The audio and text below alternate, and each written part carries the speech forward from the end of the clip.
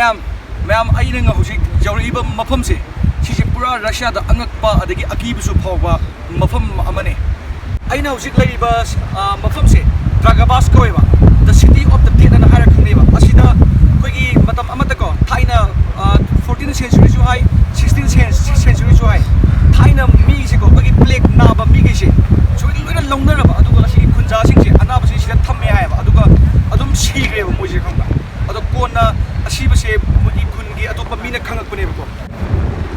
ꯑꯁꯤꯗ ꯃꯤꯈꯩꯁꯦ ꯁꯤꯔꯕ ꯃꯇꯨꯡꯗꯀꯣ ꯃꯣꯏꯒꯤ ꯁꯔꯨ ꯁꯔꯥꯡꯈꯩꯁꯦ ꯄꯨꯂꯞ ꯂꯩꯌꯦꯕ ꯁ꯭ꯀꯜꯈꯩꯁꯦ ꯃꯀꯣꯛꯀ ꯃꯌꯥꯝ ꯂꯩꯌꯦꯕꯀꯣ ꯑꯩ ꯆꯪꯗ꯭ꯔꯤ ꯆꯪꯉꯒ ꯐꯖꯅ ꯎꯠꯆꯔꯛꯀꯦ ꯑꯗꯨꯒ ꯃꯣꯏꯒꯤ ꯁꯤꯗ ꯊꯥꯖꯅꯕ ꯑꯃ ꯂꯩꯌꯦꯕꯀꯣ ꯑꯁꯤꯒꯤ ꯃꯐꯝꯁꯤꯗ ꯈꯨꯟꯖꯥꯁꯤꯡꯁꯦ ꯃꯤ ꯇꯥꯗ꯭ꯔꯤꯉꯩꯗꯀꯣ ꯊꯥꯏꯅ ꯅꯨꯄꯤ ꯑꯃ ꯃꯁꯛ ꯃꯇꯧ ꯐꯖꯕꯤ ꯅꯨꯄꯤ ꯑꯃ ꯄꯨꯔꯒ ꯁꯤꯗ ꯍꯥꯠꯈꯤꯅ ꯍꯥꯏꯌꯦꯕꯀꯣ ꯑꯗꯨꯗꯨꯅ ꯂꯩꯈꯤꯗ꯭ꯔꯕ ꯅꯨꯄꯤꯗꯣ ꯑꯗꯨꯅ ꯂꯥꯏꯅ ꯃꯣꯏ ꯑꯁꯤꯗ ꯂꯩꯕ ꯃꯤꯈꯩꯁꯦ ꯅꯥꯍꯟꯕꯅꯤ ꯑꯗꯨꯒ ꯁꯦꯟꯕꯅꯤ ꯀꯥꯏꯅꯁꯨ ꯃꯣꯏꯒꯤ ꯊꯥꯖꯅꯕ ꯂꯩ ꯑꯁꯤꯒꯤ ꯃꯐꯝꯗ ꯃꯣꯏꯅ ꯈꯨꯟꯖꯥꯁꯤꯡꯅ ꯂꯩꯔꯤꯁꯦ ꯀꯔꯤꯒꯤꯅꯣ ꯍꯥꯏꯔꯀꯥꯟꯗ ꯊꯥꯏꯅꯀꯣ ꯃꯣꯏꯒꯤ ꯃꯇꯝꯗꯨꯗꯀꯣ ꯔꯁꯤꯌꯥꯁꯦ ꯂꯝ ꯄꯩꯁꯥ ꯌꯥꯝ ꯇꯥꯡꯉꯦꯅ ꯍꯥꯏꯌꯦꯕ ꯑꯗꯨꯗ ꯂꯩꯇ ꯌꯥꯗꯕꯒꯤ ꯁꯤ ꯃꯐꯝꯗ ꯂꯩꯈꯤꯕꯅꯦ ꯍꯥꯏꯌꯦꯕ ꯑꯗꯨꯒ ꯁꯤꯒꯤ ꯃꯐꯝꯁꯦ ꯋꯤꯟ ꯑꯗꯒꯤ ꯅꯨꯡꯁꯤꯠ ꯌꯥꯝꯅ ꯀꯟꯅ ꯁꯤꯠꯄ ꯑꯗꯒꯤ ꯎꯟ ꯇꯥꯔꯁꯨ ꯌꯥꯝꯅ ꯂꯩꯕ ꯌꯥꯝꯅ ꯐꯔꯛ ꯇꯥꯕ ꯃꯐꯝꯅꯤꯅ ꯍꯥꯏꯌꯦꯕ ꯑꯗꯣ ꯄꯩꯁꯥꯗꯣ ꯇꯥꯡꯕꯒꯤ ꯁꯤꯗ ꯂꯩꯈꯤꯕꯅꯦꯅ ꯍꯥꯏ ꯑꯗꯨꯒ ꯁꯤꯒꯤ ꯃꯐꯝꯁꯦ ꯌꯧꯔꯛꯄꯁꯦ ꯑꯩ ꯇꯨꯔꯤꯁ ꯑꯇꯣꯞꯄꯁꯨ ꯂꯥꯛꯇꯦꯅ ꯍꯥꯏ ꯑꯗꯨꯒ ꯂꯥꯛꯇ꯭ꯔꯁꯨ ꯌꯥꯝꯅ ꯈꯤꯇꯪ ꯂꯩ ꯃꯔꯝꯗꯤ ꯂꯝꯕꯤ ꯅꯠꯇꯦ ꯌꯥꯝꯅ ꯆꯥꯗꯦ ꯂꯝꯕꯤ ꯐꯠꯇꯦꯕ ꯑꯩꯁꯦ ꯂꯥꯛꯄꯗ ꯑꯗꯣ ꯂꯝꯕꯤ ꯐꯠꯇꯕꯗꯣ ꯑꯩ ꯀ꯭ꯂꯤꯞ ꯃꯈꯥꯗ ꯈꯔ ꯍꯥꯞꯆꯔꯛꯀꯦ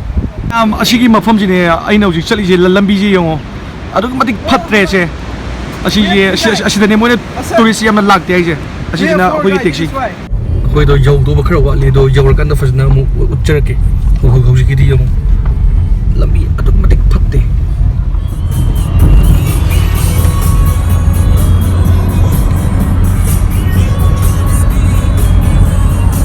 ꯁꯤ ꯃꯐꯝꯁꯦ ꯄꯨꯡ 10ꯗꯒꯤꯅ ꯄꯨꯡ 6 ꯐꯥꯎ ꯍꯥꯡꯉꯤ ꯄꯨꯡ 6ꯁꯦ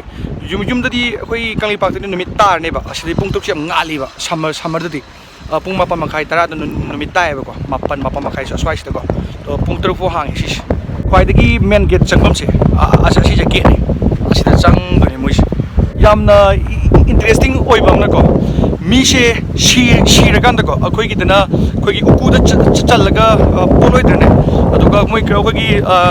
ꯐꯨꯝꯕꯁꯨ ꯑꯗꯨꯝ ꯌꯥꯎꯏꯀꯣ ꯑꯗꯣ ꯑꯁꯤꯒꯤꯗꯅ ꯀꯃꯥꯏꯅ ꯇꯧꯒꯦꯗ ꯃꯤꯁꯦ ꯎꯀꯨꯒꯨꯝꯕꯗ ꯍꯥꯞꯇ꯭ꯔꯦꯕꯀꯣ ꯑꯩꯈꯣꯏꯒꯤ ꯏꯁꯤꯡꯗ ꯍꯤ ꯊꯧꯅꯕ ꯍꯤꯗꯣ ꯑꯗꯨꯗ ꯃꯤꯒꯤ ꯁꯥꯏꯖꯇ ꯃꯤꯗꯨꯒꯤ ꯆꯥꯟꯅꯕ ꯁꯥꯏꯖꯇꯀꯣ ꯀꯩꯅꯣ ꯍꯤ ꯃꯊꯛꯇ ꯊꯝꯃꯦꯕ ꯑꯗꯣ ꯁꯤꯒꯤ ꯚꯤꯗꯤꯑꯣꯒꯤ ꯃꯈꯥ ꯇꯥꯕꯗ ꯑꯩ ꯎꯠꯆꯔꯛꯀꯦꯕ ꯑꯗꯣ ꯀꯔꯤꯒꯨꯝꯕ ꯃꯇꯥꯡ ꯆꯥꯅ ꯑꯩ ꯍꯥꯏꯖꯔꯛꯀꯦꯕ ꯀꯔꯤꯒꯤꯅꯣ ꯃꯣꯏꯗꯨꯗ ꯍꯥꯞꯄꯤꯗꯣ ꯍꯥꯏꯕꯗꯣ ꯑꯁꯤꯗ ꯂꯩꯔꯦ ꯍꯧꯖꯤꯛ ꯅꯛꯁꯜꯂꯛꯑꯦ ꯃꯣꯏꯁꯤꯗꯩ ꯁ꯭ꯇꯤꯌꯔ ꯁꯨꯃꯥꯏꯅ ꯀꯥꯐꯝ ꯊꯝꯃꯦ ꯑꯗꯨꯒ ꯃꯣꯏꯅ ꯍꯥꯏꯕꯗ ꯁꯤꯗꯀꯣ ꯃꯤ ꯑꯃ ꯃꯇꯣꯟꯗꯒ ꯆꯠꯈꯤꯕꯁꯦ ꯈꯪꯕ꯭रा ꯑꯗꯨꯝ ꯍꯜꯂꯛꯇꯦ ꯍꯥꯏꯌꯦꯕ ꯁꯤ ꯃꯐꯝꯁꯦ ꯑꯗꯨꯝ ꯃꯤꯁꯦ ꯁꯤꯔꯤꯔꯥ ꯑꯩꯈꯣꯏꯒꯤ ꯁꯨꯁꯥꯏꯠ ꯇꯧꯕꯒꯤ ꯇꯥꯏꯞꯇꯀꯣ ꯑꯗꯨꯝ ꯁꯤ ꯃꯐꯝꯗ ꯃꯤ ꯃꯇꯣꯟꯗꯒ ꯂꯥꯛꯄ ꯕꯦꯔꯥꯅꯦ ꯍꯥꯏꯌꯦꯕ ꯑꯗꯨꯒ ꯑꯅꯛꯄꯗ ꯌꯨꯝ ꯀꯩꯁꯨ ꯑꯝꯇ ꯇꯥꯗꯦꯕ ꯁꯤꯁꯦ ꯕꯦꯔꯥꯅꯦ ꯁꯤ ꯀꯤꯁꯨ ꯍꯥꯏꯐꯦꯠ ꯀꯤꯔꯞ ꯇꯧꯅꯩ ꯃꯤꯁꯤꯡꯁꯦ ꯁꯤꯗ ꯑꯉꯥꯡ ꯃꯆꯥꯈꯩꯁꯤꯀꯣ ꯑꯗꯣ ꯃꯅꯨꯡꯗ ꯃꯣꯏꯒꯤ ꯁꯤꯒꯤ ꯃꯅꯨꯡꯁꯦ ꯆꯪꯉꯒ ꯌꯦꯡꯉꯛꯀꯦ ꯑꯁꯤꯗꯤ ꯇꯝꯅꯔꯝꯅꯤ मसी मफम से सिटी ऑफ द डेड का है की नहीं ब्रो उसमें कुछ है क्या इसमें तो सब कुछ है क्या अस्केनो सीधे फले रही सीधे अस्केनो लो शूरिये सीधे भाई मेंडिबल करी कर लो शूरिये एनाटोमी की यूँ ने खुद का थिंग है लामदी पता दे अदुगा असीदे सुई की असीदे अस्केनो लग रहे मीजे सीधे से अनाबगी तो सीधे तुम सीहन की बने मुझे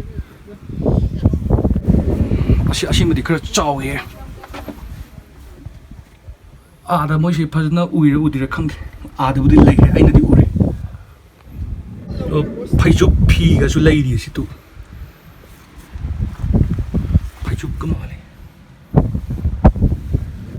मी मकोक ले सी तू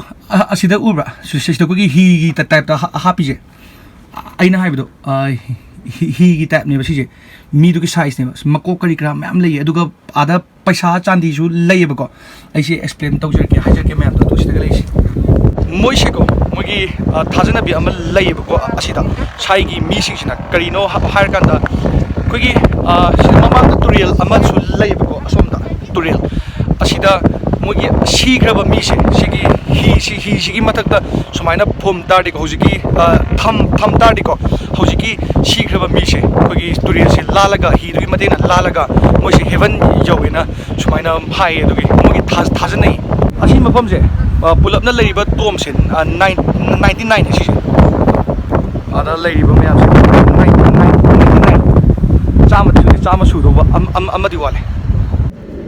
हौजिक लैरिबा मोगी सिगी ड्रागवा से सिटी ऑफ द डेट से असीगी मफम से चिंगनेबको अदो चिंग मंगाना कोशलगा लैबा मफमने असीसे अदो अनकपदा खुंगंग खरा लै अदो खुंगंगदो नानि नालवे मफमबुदी अदो चिंग उरगो याम इंग चिंगदि लैबा मफम माले अदो मी यामना चिंदना खोतना अदुमबदी तौते अखोइगी मोगी सिगी लोकल विलेजर से अखोइगी खुंगंग सिदा थंगनबदा लैरिबा मीसिंग से पाकना लागते बा मोजी कीजबगी अदो मोइनसु हायबा सिदा मोसिंग nganta thong loan gi duni ba sigi mafam se yengba laknari sing se mi yamna lakbadi oideba aduga kham thengna country side ne asigi mafam se si mu jeng berani pra country side ti pra kham theng eduna khogi kanglai sa sing ne ko asigi mafam da laktar su adi Russia da laktar su ai itha thajar roi adi laktu ma andre maramdi असीगी मफम से लंबी दो नाते याम चादे पुंग अहुम मुक चंगे बको अदुगा लापसु लापे अदुगा कोई पोइना लाकपदा सिगी मफम से आई थुंगक तो मानदे आई वखंद मयामना चटखिदोइसे Moscow गुम्बा समरा Kazan Saint Petersburg सोची खरा फजा फजाबा ममिंग चटपा सिंगनेबा अदो असीगी यामना लाप तो मालेबा अदुगा अहानबा लाकपददी खरा खौतक चानी सि मफम से खरा किरप तौनेबा आई फोकेनोम तौवेबा डॉक्यूमेंटरी चैनल दगादिको मोइना उटपदि याम ति कीबको अइनगा याम ति कीबनी अदो अइना येंगांदा कीबतो खरा खौतकबुदि चायबा मिमी गैसलवेनेको अदुगा काहेना केनो तौबुदि फाउदेबा मोइना उटपदि असिना आदि मखुत लेरे अहिंगदगदि खांगला ngam सि मफमसे असी मफमसे उनगा ता तारदिको लैबा ngam इंगबदा सिनिबा अखोइना लेरिबा सिटी दो उन काबदा इंगे हाइनेबा सिदा ता तारदि ती केनो तौनी लै ngam आदा ममांग दिसे तुरियल ने बसी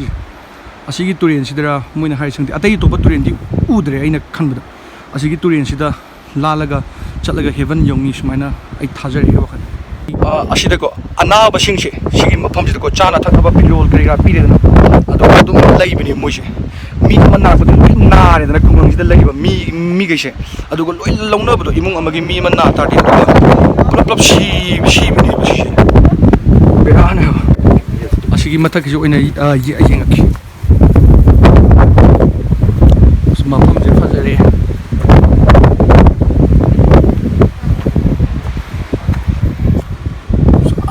ले मनुंगदा सी ही नाव जो सिदम नै मफम से आई कलिसासिंगना इंटरेस्ट लै तारदि येंगबा लाकपि याय सि मफम से दम येंगबा याबा मफम नि अदुम नुसि सु सिले तुरियल गा अद लैरको अदो सि सु दum येंगबा खर ngलप लाइना अदो साइदगा चाका चानबा याम नुसि जे यादरे पाकल्ले असि नुसि जिदि थाइगी एरिया से खुई सगोल अमा थौरेदना थांग अमगा फजबा थांग अमगा येपगा सगोल अमा अवांग मम लैरे तु वांग एम मनुंग गेम लेहौदि असि आइना येंग सुमाइना थम सि मतंग दे करि नोदि खंगजत असि जिदि समझ बे सिदा बाय खुई मणिपुरी मचा लाकपा यावमदा नंग वखना अदो लापे असि मफम दे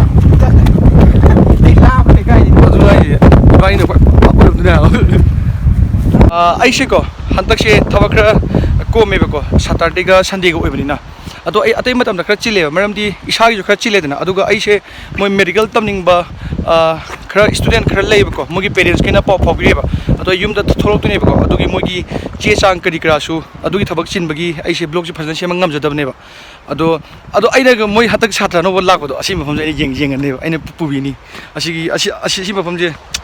येंगबा याबा मफम ने याम येंगनिंगे तो मित्तग उबदि केनो खल्ला मैम अखोइसे हल्लगे अदो अमुतंग सुमाइना उचरम halakabnebako ado hojiki dragabas to insai na namudre halakpado na namaba moi ji khungang ni se asmai tawe aduga dukan ga se smaina asmai lei asi dukan manung sang yingsi da ibu umle drasit se Armenia gini. ha Armenia. oh asi ja okay aha ji yamna ingna chingna pan ba lamdam ni se mi se yamna su ta deba bido ji lo se lagi de aina khanja ne do ai sum nam jilaba jim homs na posta Russia hai se post office ne ado mo se phone call tauna ba sida phone bu am leire aduga asidana symmetry im lei mafam se yeng ne khungang ne yam chikna leiba mafam ne ma'am I video से side लोसनजरगे अदो आई Ming से ma'am हाइबदा नुआइतब जरमनेबको ब्रलोल गा हाइबसे मीना कमीज गा थिंगनेबको अदो आई Ming से मणिपुरी ममिंग दिन नत्रे अदो अखो मारा थोबिने ब्रा सिना ब्रेव लोल सिना लॉयल्टी अदुदा थोड़ा फबा लॉयल ओइबा थमुसिंग बाइबने अदो शॉर्टकट ब्रलोल ना हाइबने अदो मैम द ब्रलोल दो कोबन नुआइतब इसिनाउ सिंगको आइगी द ब्रलोल मिते हरगा बी असोगम का एल एम गा हात्रा अदो लाइन बने ब्रलोल ना कोरो अदो आइगसिगी ब्लॉग से सिदा लोसिनजरगे मथंगी ब्लॉग सु थागलके खरा थ्रिलिंग ओइबदि तौरगे खरा एंटरटेन गुम तौरके अदुगा मफंग अमसु लैयबको खरा आई नुआइने गाना आइना खंजबा अदो अदुसु आई होटनागे मतंग सारकन दो ngasiगी दे थागचरी अदुगा आई 45000 सब्सक्राइबर फंगे अरिबसु थागचरी अनोबसु थागचरी मैम ngasiगी काइनरसे याइ फरे